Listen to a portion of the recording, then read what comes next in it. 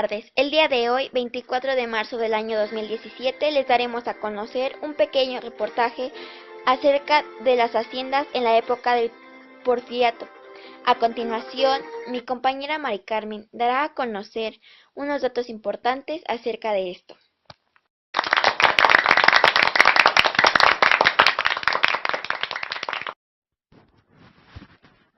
La política de monopolio de la tierra bajo el régimen de Díaz. Aunque recibió algunos duros golpes por la aplicación de las leyes de reforma, el monopolio de la tierra resurgió rápidamente durante el régimen de Porfirio Díaz.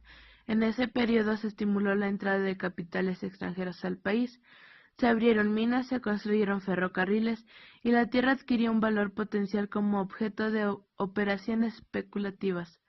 En el norte y en las zonas costeras había grandes áreas con población escasa y dispersa, y en ellas la posesión de las tierras no estaba legalizada. En otras partes del país existían grandes estaciones de tierras, cuyos ocupantes, que lo habían sido durante generaciones, carecían de escrituras otorgadas por el gobierno que legitimaran su posesión. Jurídicamente, todas estas tierras pertenecían a la nación, y durante el régimen de Díaz se dictaron disposiciones que alentaran la incautación y el apoderamiento indebido de dichos bienes en gran escala. Esas fueron algunas palabras de mi compañera Mari Carmen. A continuación, yo les daré algunos datos interesantes acerca de esto.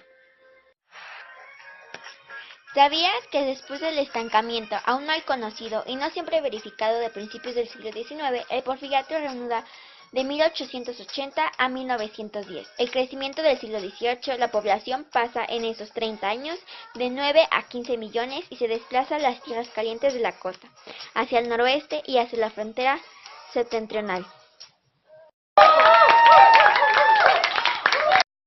Ahora continuamos con mi compañera Mari Carmen para que nos dé más información acerca de las haciendas. Durante todo el régimen de Porfirio Díaz, las haciendas habían crecido devorando las tierras de las comunidades indígenas y englobando en su seno a los mismos pueblos. En 1910, las haciendas abarcaban el 81% de todas las comunidades habitadas de México, especialmente en el norte y en el extremo sur. Las haciendas absorbían del 85% al 95% de los pueblos. En los estados del centro de la República, en cambio, había una preponderancia mucho más marcada de los pueblos indios. En Hidalgo, el 20.7% vivía en haciendas. En Morelos, el 23.7%. En México, el 16.8%. En Oaxaca, el 14.5%. En Puebla, el 20.1%.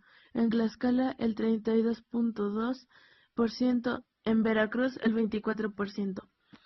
En total, había en el país menos de 13.000 pueblos libres contra cerca de 87.000 en las haciendas. La culminación del ascenso del capitalismo en México bajo el régimen de Díaz iba a ser la destrucción definitiva de las tierras comunales. Ahora que el capitalismo había alcanzado un grado de desarrollo superior, la vieja resistencia campesina que había ido cediendo como la prueba el número de pueblos englobados en las haciendas. La hacienda es heredera directa de la sociedad feudal y la encomienda, con la salvedad de que la hacienda, en su periodo final, gozó de los beneficios de la innovación tecnológica del siglo XIX. La vertiginosa caída que experimentó este sistema durante la Revolución obligó al grupo triunfante a modificar de forma, pero no de fondo, las relaciones sociales de producción. La enorme acumulación de poder y dinero que gozaron los hacendados a finales del siglo XIX y a principios del siglo XX fue uno de los factores que provocaron el movimiento armado. Bueno, eso es todo por parte de mi compañera Mari Carmen y concluiremos con un dato interesante acerca de las haciendas.